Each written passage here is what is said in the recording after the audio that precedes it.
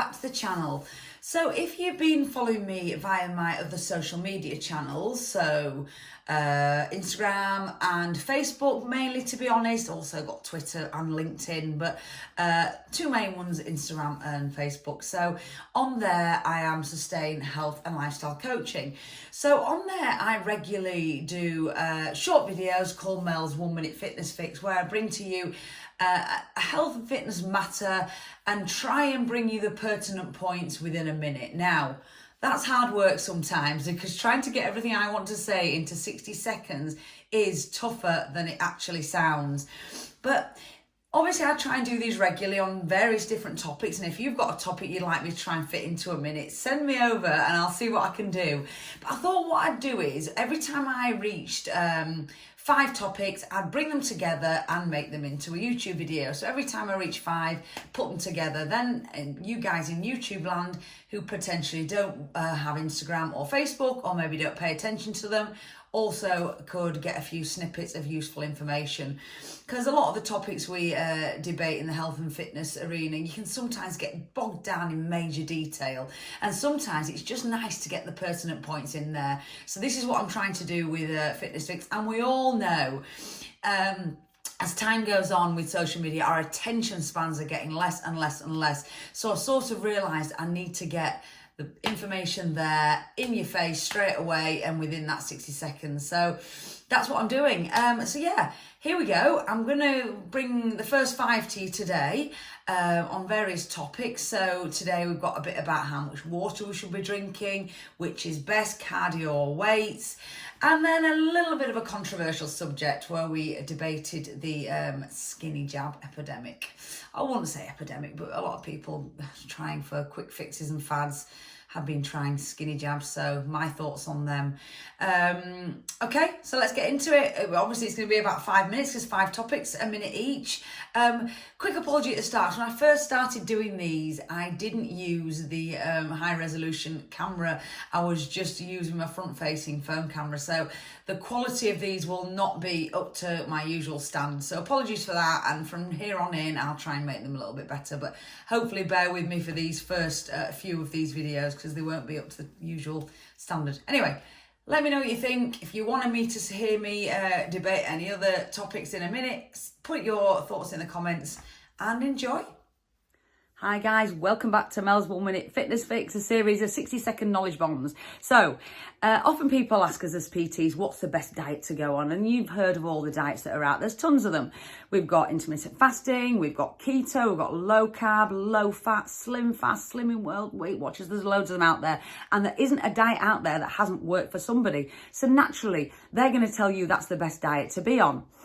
No, not necessarily always the case. The best diet for you is the one that you can be consistent with, and that's the key. The one where you can consistently be in a calorie deficit if fat loss is the goal, and the one that hopefully also promotes health. So choose the diet that you can stick to consistently and doesn't feel stressful. If it's stressful for you to count calories, don't do it. Find a diet you can do consistently and doesn't have a negative impact on your life. Choose something you can stick to for life and it doesn't feel like a massive effort, and that's the one you'll succeed at.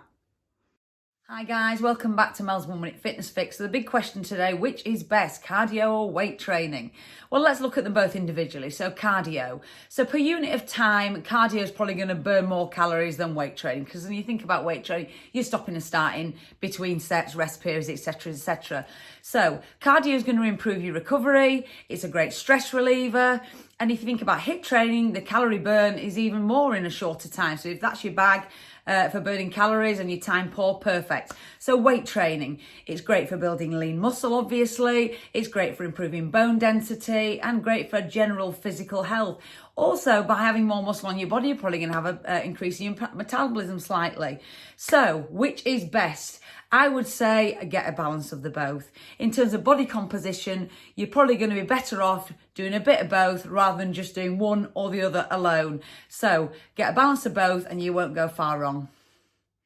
Welcome back to Mel's 1 Minute Fitness Fix. So today's all about water. So when people want to get healthy, as it were, they often ask, how much water do I need to drink? So my rule of thumb would be approximately 25 ml per kilogram of body weight. Gives you about 2 to 3 litres. Okay, so if you're exercising and you sweat a lot, maybe half to a litre per hour of exercise. So does it include anything, or does it just have to be water? No, you can drink squash, you can drink tea, coffee, Sambuca shots, Jaeger shots, espresso shots. Maybe not. Be sensible about this. And can you drink too much water? Well, yeah, you can. If you're drinking plain water and nothing else and you're sweating a lot, your electrolytes can get out of balance. You can feel like there's a bit of brain fog, like your brain didn't catch up with you. You feel dodgy, a bit nauseous. So maybe include some electrolytes. But be sensible about this. If your urine is dark yellow, you're not drinking enough. If your urine's clear, you're peeing all the time, you may be going a bit overboard. That's my take on water. Hello, welcome to Mel's 1 Minute Fitness Fix. Today I want to talk about the anabolic window, sometimes called the metabolic window.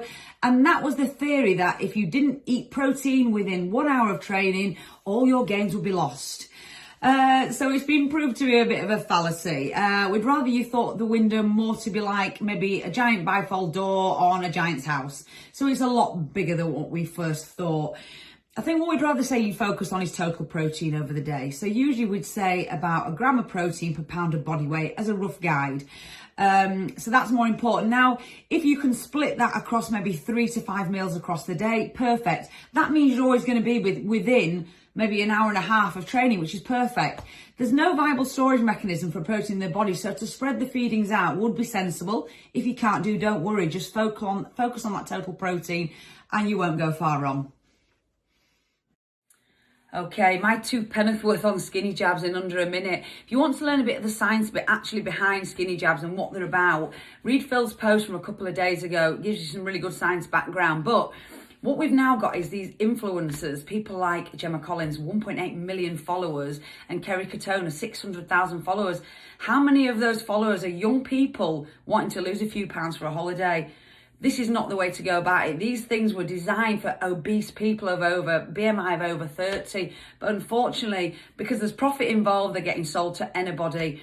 The side effects are horrendous. Really bad sickness, nausea, vomiting. We've got loads of gastrointestinal disturbances.